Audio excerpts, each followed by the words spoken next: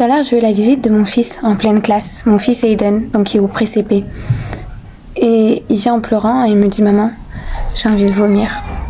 Je lui dis « Mais qu'est-ce que t'as ?» Il me dit « J'ai envie de vomir ». Il se met à pleurer et il me dit « Maman, je veux rentrer à la maison ». Je lui dis « Qu'est-ce qui se passe ?»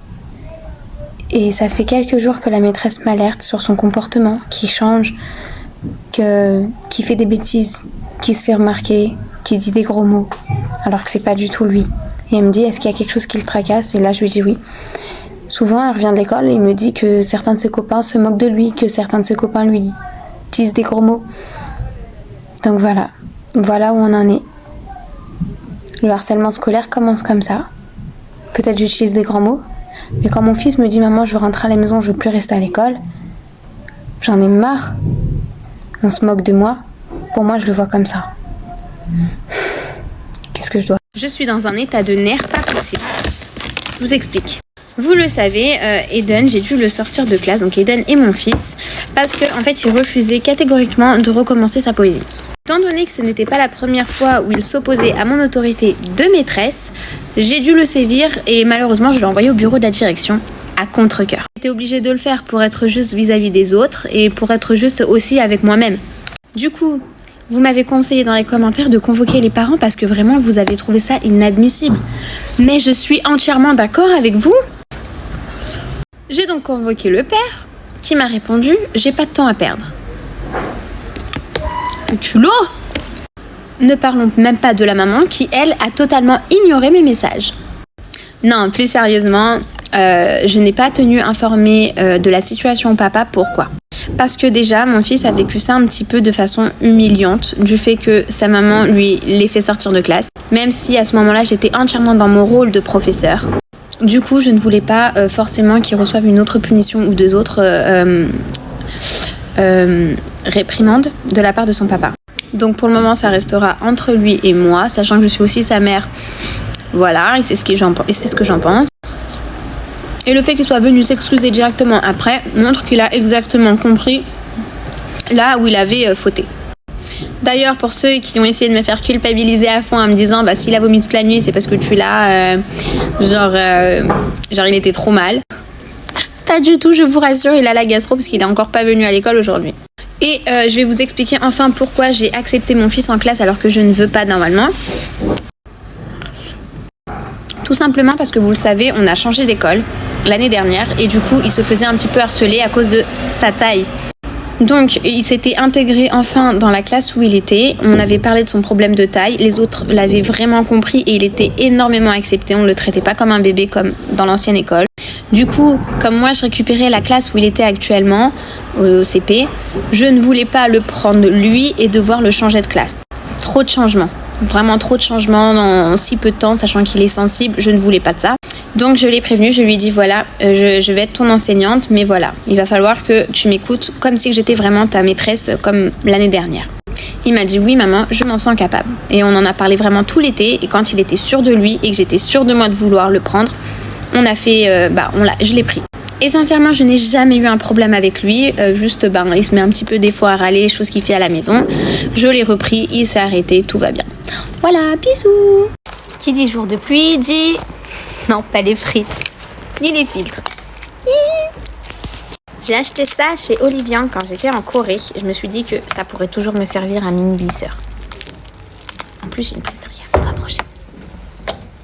J'espère que je vais pas tout faire péter. Je ne l'ai jamais utilisé. Oh, kawaii. Comment t'ouvres? Voilà. On va attendre que ça chauffe. C'était pour faire ma petite frange. On va attendre que ça chauffe. Sinon, en attendant, je vais faire autre chose. Il faut savoir que j'ai acheté des tonnes et des tonnes et des tonnes d'accessoires en Corée. D'ailleurs, je vous ai jamais montré ce que j'avais acheté. Hop.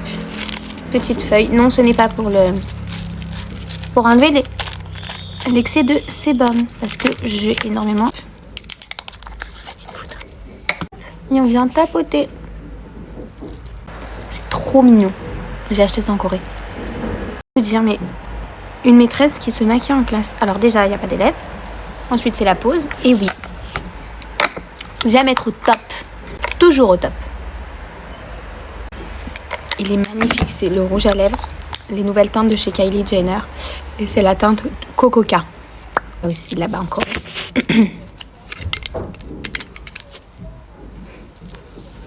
Non mais cherchez pas, les coréennes elles sont mieux équipées que nous. Incroyable. On teste ensemble si ça boucle. Faut pas que je me brûle hein. Oh, ouh, mais c'est que ça marche. Les élèves quand ils vont voir la vidéo, parce que oui ils voient mes vidéos d'ailleurs. Hein, chers élèves,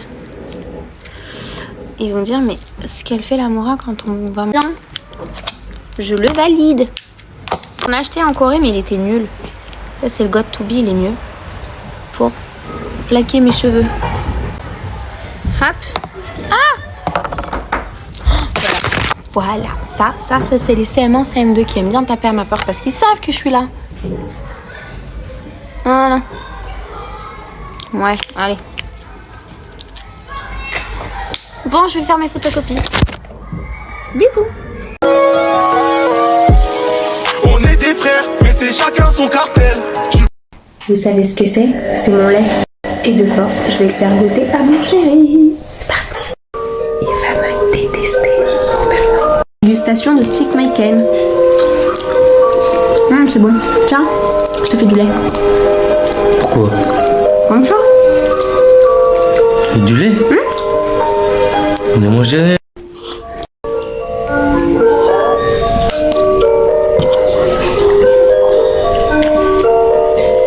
T'as pas un goût bizarre? Non.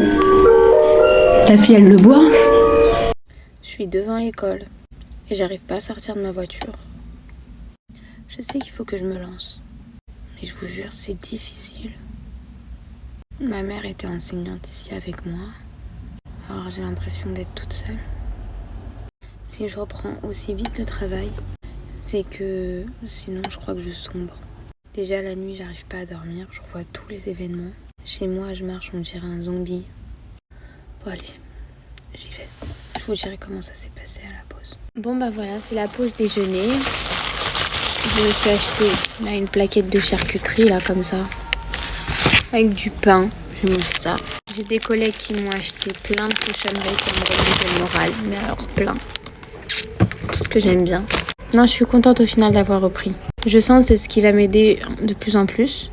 Et puis mes élèves, je vous ai dit que j'avais une classe exceptionnelle cette année. Voilà, ils m'ont accueilli comme ça. Bon, ils ont collé le cœur à l'envers. Il y a écrit ta gentillesse, ta douceur, ta générosité, tes leçons, ton humour, tes compliments, t'es belle, t'es la meilleure morale du monde. Mais je suis sûre que ça va bien aller. Toute l'équipe de l'école m'ont bien fait comprendre que j'étais bien entourée, que je n'étais pas seule et que si j'avais besoin de quoi que ce soit, tout le monde était là. Mais c'est drôle parce qu'il y a des moments où je réalise et d'autres pas du tout. Genre aujourd'hui, je sais qu'elle est pas là, mais voilà. Puis il y a des moments par réflexe, je vais vouloir lui montrer quelque chose ou l'appeler. Et c'est là où je me rends compte que vraiment elle n'est pas là. Je suis désolée pour ceux qui attendent un peu plus de joie. Comme je l'avais dit sur Insta, sourire ça va être facile, avoir la joie plus difficile. On laisse le temps au temps. Voilà, en tout cas, merci pour tout vos messages et vos gentillesses et tout. Et voilà, à demain. Là, je vais ouvrir une ramen. Je ne sais pas ouvrir ça, ok? J'ai des sushis aujourd'hui. Sont là et j'ai ça en boisson. J'ai dit à mon mari, ne me mets pas ça, je sais pas les ouvrir. Il me dit, monsieur, tu vas y arriver. Donc on récupère bien ce petit truc qu'on met là et je vous jure, je ne sais pas les ouvrir, ça va gicler de partout. Ça va être une catastrophe, j'ai les évaluations à côté. Bref, Rachel, tais-toi en vrai.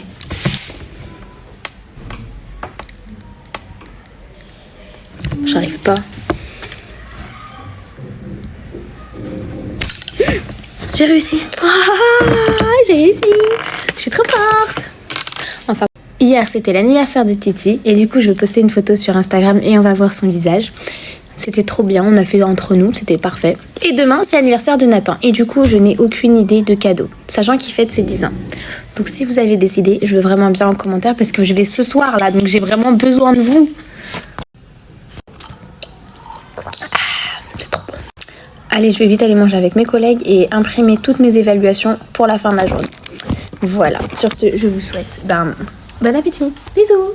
Je sais pas si j'assume de le voir avec elle. Ouais, 2 secondes, j'arrive. Mais qu'est-ce que tu fous là? J'ai fini de manger. Place à la petite retouche make-up. Oh, j'ai oublié de vous dire un truc, mais un truc de fou. Oui, je sais, il m'arrive toujours des trucs de dingue, je sais pas pourquoi. Genre, je me suis mise sur Snap, t'as vu? Et donc, j'ai décidé d'accepter un peu tout le monde, voilà. Mais surtout les femmes, voilà. Je n'accepte aucun homme parce que j'ai peur des petits cornichons qu'on pourrait m'envoyer, si vous voyez ce que je veux dire. Du coup, étant une fille assez droite et a peur des cornichons et de leurs petits oignons, hein, je n'accepte que les filles. Et puis un jour, dans ma grande bonté, et dans un temps d'ennui, je décide tout simplement de regarder un petit peu les snaps de mes abonnés. Enfin, voilà. Je décide de les regarder. Mais là, que vois-je? Agression en live de mes yeux, les pauvres, mes yeux. J'ai saigné des yeux pendant une semaine, dites-vous. Je vois quoi? Je vois quoi? Une moule. Oui, oui, oui. Je vois déjà... Oh, pardon. Je vois des boobs, ok? Et une moule. Mais pas une moule fraîche. Une vieille moule. Bien ouverte. Bref. J'ai crié. J'ai littéralement crié. Mais les meufs, à quel moment vous faites ça? À quel moment vous pensez que votre moule ouverte, là, comme ça, va m'attirer? À quel moment? Respectez-vous, quoi, les meufs, un petit peu. Je sais pas, respectez-vous. N'envoyez pas ça à n'importe qui, surtout que ces photos, j'aurais pu en faire n'importe quoi si j'étais une malade. Bref, déjà que les moules dans la religion juive ne sont pas cachères, mais alors là, sois sûr que j'en mangerai jamais. Et ne commencez pas à me dire ne jamais dire jamais. Jamais!